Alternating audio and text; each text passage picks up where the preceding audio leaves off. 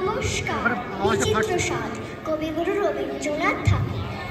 আমি যখন পাঠশালাতে যাই আমাদের এই বাড়ির গলি দিয়ে 10টা বেলায় রোজ দেখতে পাই ফেরি ওরা যাচ্ছে ফেরি নিয়ে।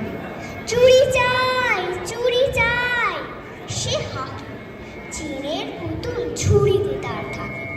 যায় সে চলে যেই পথে তার খুশি, যখন খুশি খায় সে বাড়ি গিয়ে।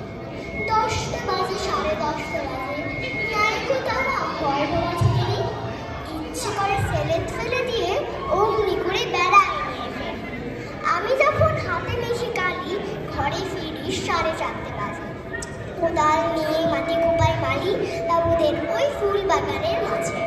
কেউ তো তারে মানা নাহি করে, কোদাল পাছে পড়ে পায়েরও পড়ে, গায়ে মাথায় লাগছে কত ধুলো, কেউ তো এসে বকে না তার কাছে। মা তারে তো পরায় না সাফ জামা, ধুয়ে দিতে চায় না ধুলো বালি। ইচ্ছে করে আমি হতেম যদি বাবুদের ওই ফুল বাগানের মালিক। একটু বেশি রাত না হতে মা আমাদের ঘুম পাড়াতে চায়। জানলা দিয়ে দেখি যে পথে পাগড়ি করে পাহাড় বলা যায়।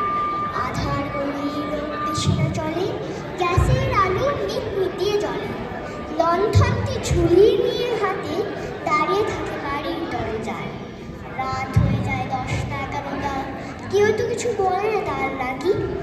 ইচ্ছে করে পাহাড় বলা হয়ে গলির ধারে আপন মনে যাকে।